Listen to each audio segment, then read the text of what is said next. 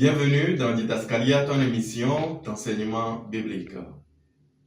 Aujourd'hui, nous allons parler en d'autres langues. Es-tu prêt?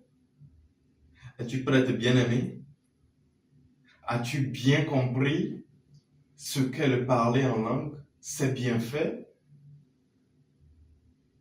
lorsque tu le comprends profondément et que tu sais pourquoi tu le fais. Donc, que tu comprends bien le bienfait, tu peux aisément parler en d'autres langues. Bien-aimés, depuis le début de ce mois, nous avons vu ensemble ce qu'est le parler en langue. D'abord, nous avons vu que le parler en langue, c'est la manifestation du don du Saint-Esprit que nous avons reçu à la nouvelle naissance. Nous avons reçu un don et dans ce don, avec ce don, nous pouvons opérer 9 différentes manifestations. L'une de ces manifestations, c'est ça qui est la diversité des langues, donc le parler en langue. Le parler en langue, c'est la preuve indubitable que nous sommes devenus, que nous sommes nés de nouveau, donc par conséquent que nous sommes devenus enfants de Dieu. Le parler en langue, nous avons vu que c'est Dieu qui te donne de t'exprimer. Nous avons aussi vu, bien-aimés, que le parler en langue, c'est une langue qui peut être parlée, utilisée ici, sur la terre, ou encore parlée par les anges. Mais d'abord, le principe de base à savoir est que le parler en langue est une langue inconnue pour la personne qui le parle. C'est pour cela qu'on parle de parler en d'autres langues. C'est pour cela qu'on parle de diversité de langues. Le parler en langue n'est pas une langue qu'on a apprise. Ce n'est pas une langue apprise, acquise. Non. Le parler en langue, c'est un don. Dieu parle le don qu'il a mis en toi, mais sur tes lèvres, des mots à formuler. Le parler en langue n'est pas un moyen pour prêcher. Le parler en langue, c'est parler par l'esprit. Rappelons-nous dans Jean 4, verset 24, Jésus-Christ dit quoi? Que le moment vient, le moment arrive, le moment est déjà venu où ceux qui adoreront le Père ou bien adoreront Dieu vont l'adorer en esprit et en vérité. Adorer Dieu en esprit, c'est parler en d'autres langues.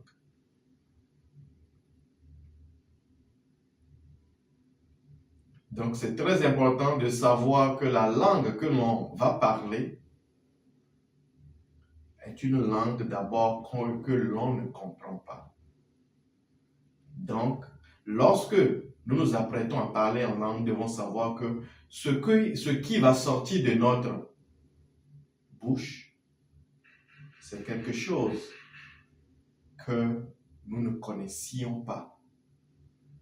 Parce que cela arrive, que beaucoup, en expérimentant cela, ils arrêtent de parler en langue. Mais qu'est-ce que je suis en train de dire? Rappelons-nous, on va retourner dans Acte 2 tout à l'heure pour voir le jour de la Pentecôte, ce qui s'était passé. Nous allons relire cela pour bâtir cela dans nos intelligences. Le parler en langue, pour toute personne qui parle en langue, c'est une langue qui t'est inconnue. Nous avons aussi vu que le parler en langue a des bienfaits. Donc, lorsque nous allons parler maintenant en langue, nous devons nous rappeler de ces bienfaits-là. Cela nous aide à savoir ce que nous sommes en train de faire. Et entre autres, nous avons vu que le parler en langue, c'est parler de la part de Dieu. Nous avons vu que parler en langue, c'est parler des merveilles de Dieu. Quel privilège, bien-aimé. Parler en langue, c'est glorifier Dieu. Parler en langue, bien-aimé, c'est aussi quoi? Parler en langue, c'est s'édifier, édifier le don qui est en nous. C'est s'étendre spirituellement pour développer des aptitudes, des capacités spirituelles. Parler en langue, bien-aimé, c'est prier parfaitement. Parler en langue, bien-aimé, c'est adorer Dieu. Parler en langue, c'est s'édifier.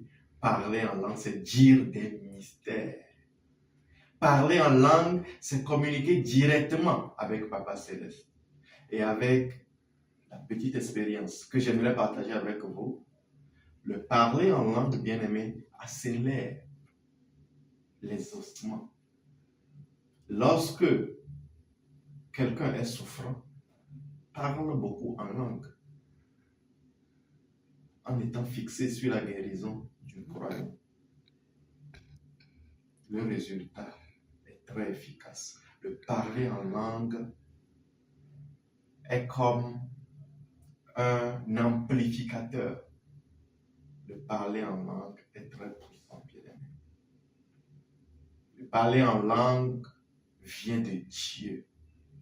Nous l'avons vu, l'apôtre Paul, qui, en partageant le cœur de Dieu, dit « Je désire », 1 Corinthiens 14, verset 5, « que vous parliez tous en langue ». Au verset 18, il enfonce le clou. Je rends grâce à Dieu de ce que je parle en langue plus que vous tous. Et celui qui l'a dit, c'est cette personne à qui Dieu a fait grâce de révéler cette épître à l'Église. C'est cette personne en qui les théologiens s'accordent à dire que vu la puissance avec laquelle Dieu l'a utilisé, beaucoup de théologiens s'accordent à dire que après le ministère de Jésus-Christ vient le ministère de Paul. Le secret de Paul était de parler en d'autres langues. Alors, retournons dans Acte 2 pour nous rappeler comment est-ce que le jour de la Pentecôte, les disciples avaient parlé en d'autres langues. Acte 2, verset 1. Le jour de la Pentecôte, ils étaient tous ensemble dans le même lieu. Tout à coup, il vint du ciel un bruit comme celui d'un vent impétueux. Et il remplit toute la maison où ils étaient assis.